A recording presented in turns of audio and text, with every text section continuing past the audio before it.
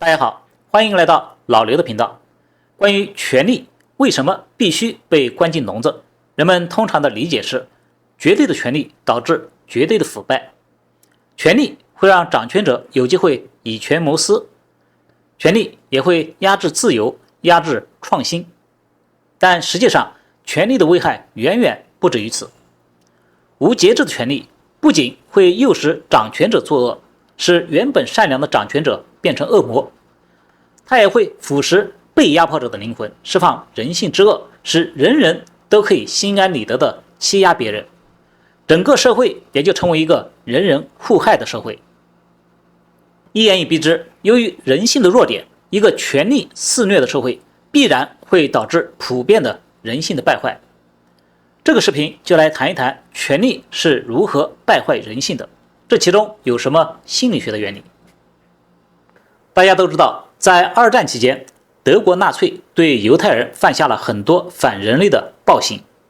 后来在战后审判时，人们发现很多纳粹残酷暴行的具体实施者在生活中看起来都是极为普通的人，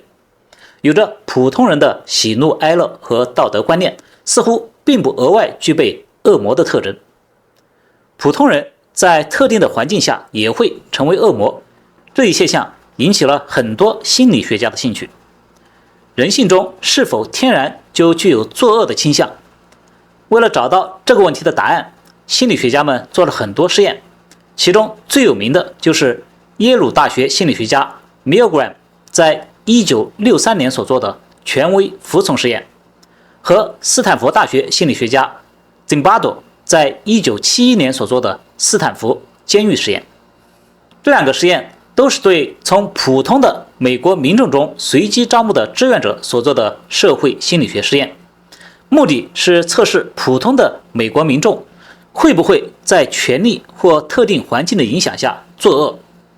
他们会不会和在专制文化熏陶下的民众有所不同。在 Milgram 的权威服从实验中，参与实验的志愿者在实验人员的要求下，对另一批由实验人员扮演的学生实施电击体罚。在 Zimbardo 所做的斯坦福监狱实验中，参与实验的志愿者扮演狱警，对另一批扮演囚犯的志愿者进行各种虐待。这两个实验的具体的实验方法在老高和小莫的频道中有详细的讲解，我在这里就不多重复了。我只总结实验的结果。两个实验的结果是类似的，他们都表现出了在特定环境之下的人性之恶。在权力的压力和诱惑下，好人也会做出可怕的事情。在这一点上，美国民众和专制国家的民众似乎也并没有什么不同。可以说，这是人性普遍的弱点，人人都有恶的一面。很多人有了权力以后就懒得再装了。在 Milgram 的权威服从实验中，约有2/3的参与实验的志愿者会在实验室所制造的科研权威的环境中选择服从权威，而不是遵从自己的道德良心。在实验人员的要求下，他们会把电击别人的电压加到自己明知极为危险、足以致命的450伏。后来，许多其他国家的心理学家也做了类似或有所差异的实验，也都得到了类似的结果。在 Zimbardo 所做的斯坦福监狱实验中，扮演狱警的人在模拟监狱的情景中，很快就进入角色，开始变得有暴力倾向，开始乐于控制和虐待囚犯。有1/3的狱警甚至被认为显示出了真正的虐待狂倾向。监狱实验的结果揭露了人性的阴暗面，引起广泛争议，后来还被拍成了电影。Zimbardo 教授将这种普通人会在特定情形下释放人性邪恶一面的现象称为 Lucifer 效应。Lucifer 是英语中恶魔的意思。Zimbardo 教授还专门写了一本书，详细叙述了斯坦福监狱实验的经过，解释好人是如何变成恶魔的。Zimbardo 教授认为，盲目服从权威与纪律会使人渐渐地放弃独立意识，失去自我判断力。一个人会在权力的影响下参与集体作恶，是因为这种情形往往使人产生错觉，认为可以分散与推诿个人的责任。群体的情绪化还能互相加强彼此共同作恶的认同感，使人在无意识中就跨越了为人的道德底线。普通人还有一种心理机制，那就是自己一旦做了什么无法挽回的错事，就会从心理上倾向于将自己的行为正当化，而将受害者恶魔化。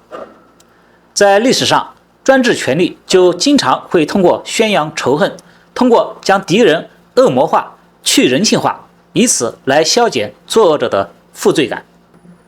比如纳粹德国在政治宣传中就将犹太人比喻为老鼠、寄生虫。犹太裔思想家汉娜·阿伦特将这种普通人因为没有自己的思想，盲目服从权威而犯下的罪恶称之为平庸之恶。正是由于平庸之恶的存在，独裁者才会有众多的追随者，才会有众多的助纣为虐者。更有甚者，极端的权力还会导致权力崇拜，使被害者爱上迫害者。最典型的表现就是人质爱上绑匪事件，也就是大家熟知的斯德哥尔摩综合症。这似乎让人不可思议，但实际上却是符合人性深层的求生的潜意识的。当受害者感觉到自己完全处于绑匪的控制之下，逃无可逃，而绑匪随时可以威胁自己的性命时，人质往往就会开始在情感上依赖绑匪。这时，绑匪如果对人质略施小恩小惠，人质就会对绑匪感激涕零，甚至会爱上看上去极为强大，能够轻易主宰自己性命的绑匪。受害者会爱上绑匪的心理基础，就是受害者争取生存机会的潜意识。这就像狗会爱上自己的主人，奴隶也会崇拜自己的主人。美国 FBI 的人质数据库显示，大约有 8% 的人质都会表现出斯德哥尔摩综合症的症状，说明这是一个相当常见的人性特征。中国的古典武侠小说里有个常见的段子，叫做多谢好汉的不杀之恩，从此以后我愿做牛做马为你效劳。王朔小说中也有一个经典的段子，一个混混当街高喊谁敢惹我，而当撞见一个厉害人物时，就立刻和他站到一起，改口道谁敢惹咱俩。这些段子的背后体现出的丛林法则和慕强心态，与斯德哥尔摩综合症的心理基础其实都是一样的。在一个实行恐怖政策的集权国家中，政府就像绑匪一样，随时可用各种莫须有的罪名剥夺平民的生命财产。这时，政府如果在偶尔略施小恩小惠，很多民众就会呈现出斯德哥尔摩综合症的症状。就像乔治·奥威尔所说，他们把天空遮住，留下一条缝，让阳光照进去，然后告诉人们这是他们的恩赐。这时很多人就会对权力顶礼膜拜。此外，如果政府把一切权力都抓在自己手里，那么一切责任自然也都归于政府，那么普通人也很容易就会成为毫无责任感、毫无同情心的魔鬼。懦弱的个体总希望有强人来领导他们，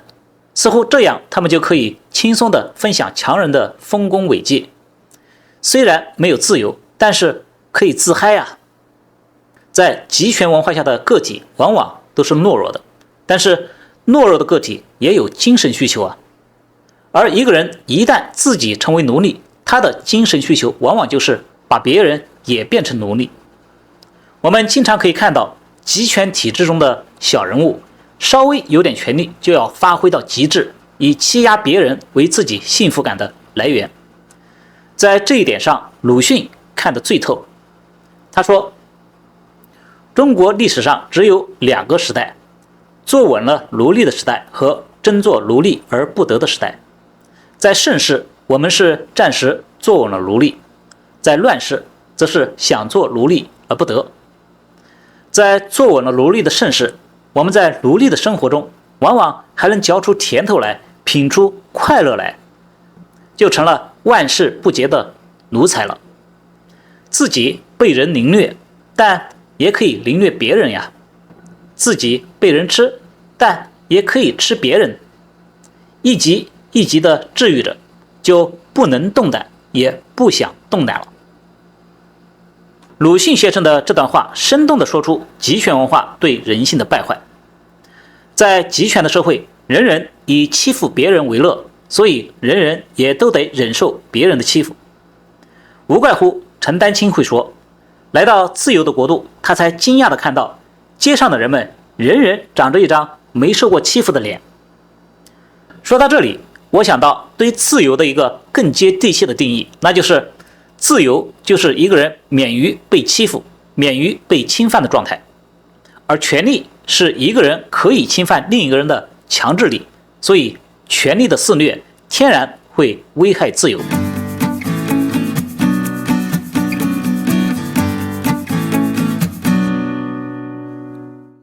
权力对人性的败坏还体现在对真善美的败坏上。在权力肆虐的社会，是非善恶的标准都受到权力的操弄。深受集权专制传统影响的中国传统文化，既没能产生出求真的科学，